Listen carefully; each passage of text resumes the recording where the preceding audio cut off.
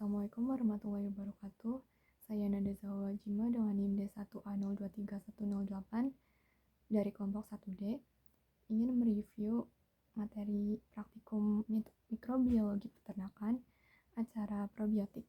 Probiotik merupakan pangan yang mengandung mikroorganisme hidup secara aktif meningkatkan kesehatan dengan cara memperbaiki keseimbangan flora usus jika dikonsumsi dalam jumlah yang memadai dan dalam keadaan hidup. Probiotik dibagi menjadi dua jenis. Yang pertama ada probiotik pakan untuk ternak unggas dan probiotik pangan untuk manusia. Probiotik pakan itu contohnya ada asinan kubis sama asinan eceng gondok. Terus probiotik pangan contohnya itu ada kefir, yogurt, sama Yakult. Beberapa jenis probiotik yaitu Lactobacillus, Streptococcus, Pediococcus, Bifidobacterium, Leuconostoc, dan Bacillus sp. Makanan bagi bakteri probiotik berupa prebiotik. Tapi prebiotik ini bisa juga dikonsumsi oleh inangnya, seperti manusia atau hewan. Nah, contoh prebiotik ini ada FOS atau Fructooligosaccharides, KOS atau Galactooligosaccharides, Inulin, dan Rafinosa. Gabungan antara probiotik dan prebiotik disebut sebagai simbiotik.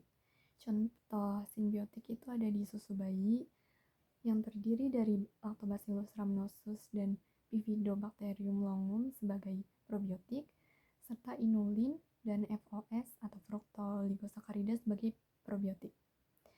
Terus ada sari buah kersen yang terdiri dari Lactobacillus plantarum sebagai probiotik, serta inulin dan FOS atau Fructooligosaccharides sebagai prebiotik.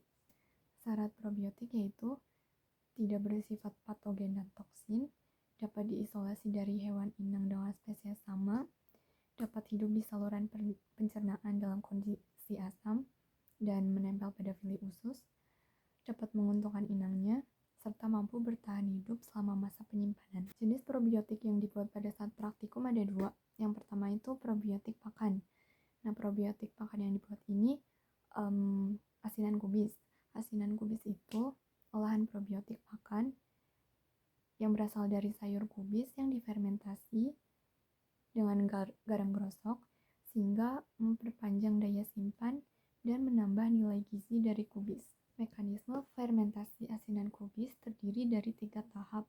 Yang pertama, tahap awal, dimulai dengan Enterobacter cloacae dan Erwina herbicola yang memanfaatkan oksigen dalam toples untuk melakukan fermentasi anaerob fakultatif.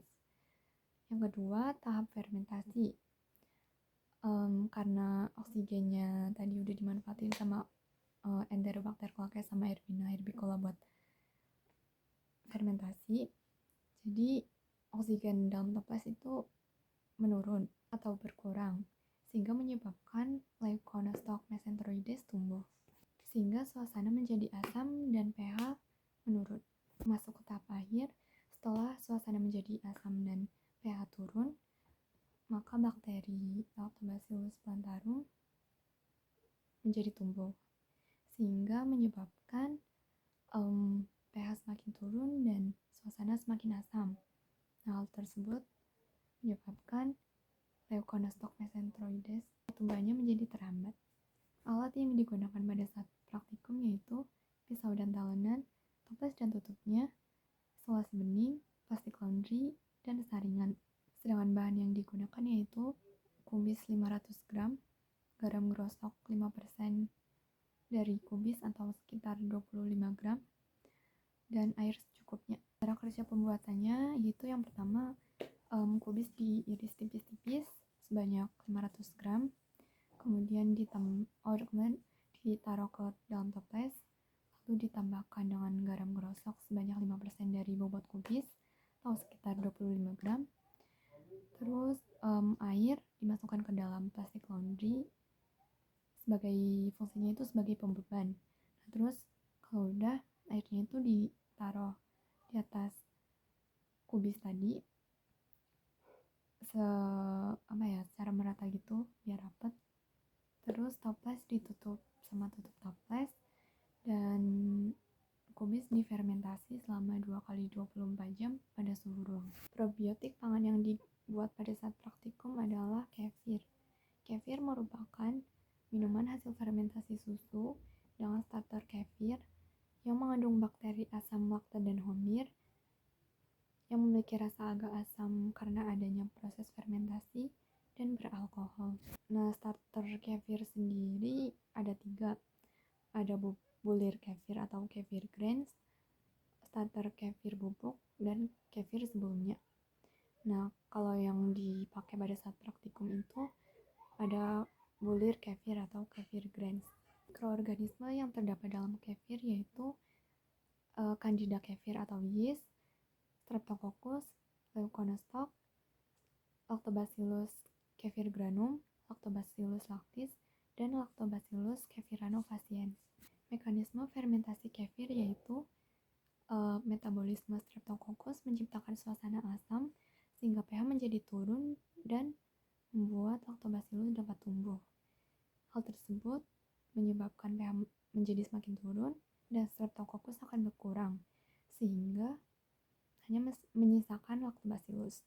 Kefir ini memiliki beberapa manfaat, diantaranya yaitu mengatasi laktos intoleran, terus meningkatkan imunitas tubuh, meningkatkan kesehatan tulang, menghilangkan aroma perengus pada susu kambing, mencegah kanker saluran pencernaan, serta membantu meningkatkan fungsi pencernaan dan penyerapan dalam usus. Alat yang digunakan pada saat praktikum yaitu gelas jar dan tutupnya, saringan, sendok, selas bening, dan plastik.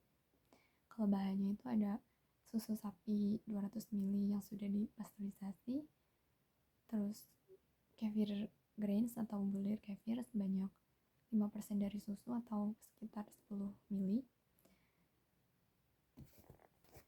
Cara kerjanya itu susu sapi tadi yang sudah dipasteurisasi dimasukkan ke dalam gelas jar, lalu ditambahkan bulir kefir sebanyak 5% dari susu. Terus gelasnya itu dilapisin plastik dulu atasnya, baru ditutup pakai tutup gelas jar. Kalau udah, terus difermentasi selama 24 jam. Terakhir, kalau sudah difermentasi, susu disaring supaya bulir kefir dan produk kefir dapat terpisah. Sekian dari saya, kurang lebihnya mohon maaf. Wassalamualaikum warahmatullahi wabarakatuh.